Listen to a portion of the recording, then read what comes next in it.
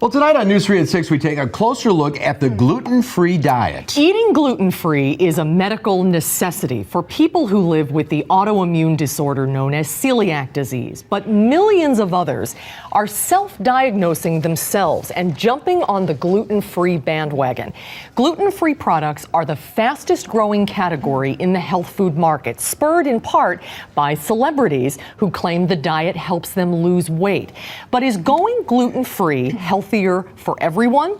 Well, we asked UW nutritionist Donna Weihofen to help us sort out the facts. And to share some recipes for an entire gluten-free meal. Hey, Donna. Welcome back to Live 5. Thank you. Let's start off with what is gluten? Gluten is a protein and is found in certain grains, especially wheat, barley, and wheat, rye, oats, and barley. And it affects the intestinal tract of some people who have what's called celiac disease. In what it does, the intestinal tract has lots of villi, what looks like finger protrusions, and little villi on here. And this helps absorb your food. But in celiac disease, when there's gluten in the diet, it destroys the villi. They have a very flattened surface for absorption, and they don't absorb their foods. It causes extreme problems in the intestinal tract, and they must be on a completely gluten-free diet. But for everyone else, is gluten-free a healthier option? Is it a weight loss option, like so many people say? It is not a weight loss option, but there are some people that are gluten intolerant, and they don't tolerate gluten or maybe large amounts of gluten. But those are hard to diagnose. Sometimes it's self-diagnosed, and people go off of gluten and say, I feel better, but we're not sure why they feel better. So if you want to try it, it's safe to try. It's safe, and it's very, it's not easy. It's not cheap. It's not cheap, it's not easy, but you can do it. I compared a whole meal to show you how you can have a really nice meal. This is all gluten-free. This is all gluten-free. Okay, what do you got here? Okay, and first I fixed salmon, and you could use either salmon or tuna, and encrusted it with pecans instead of flour. Oh, that's a good idea. And it's just a little bit of gluten-free flour and pecans. And so what you do is you take a piece of salmon and you put it into buttermilk, because buttermilk is thick, and then you put it, crust it into pecans, and you put it back in the frying pan and brown it.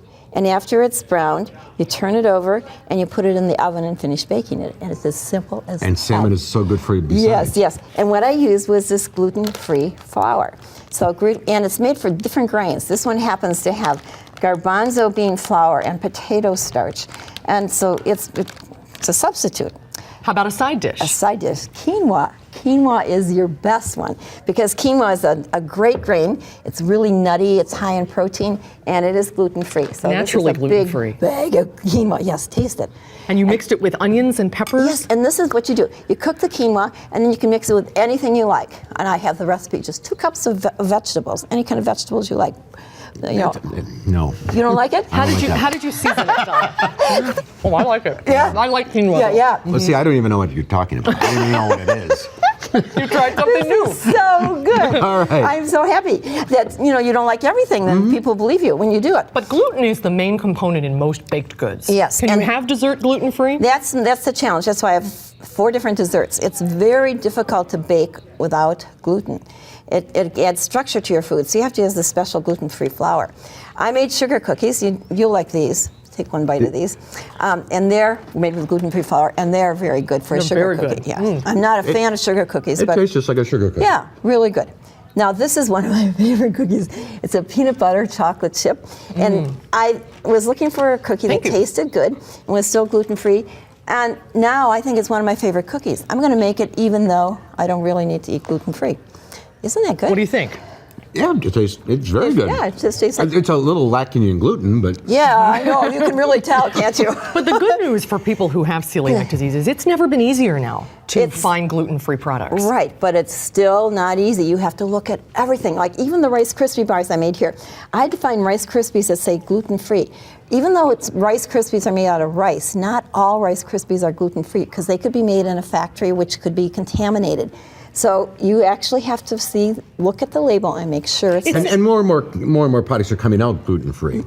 Donna and I found hair conditioner that's gluten-free because gluten is in our processed world. It's in everything. I don't eat hair conditioner. But if you're intolerant, you can't have it in your hair. It's that serious. Is that These serious? brownies are fabulous. And here's a gluten-free brownie mix, so you can, and I think there's some cake mixes like that too.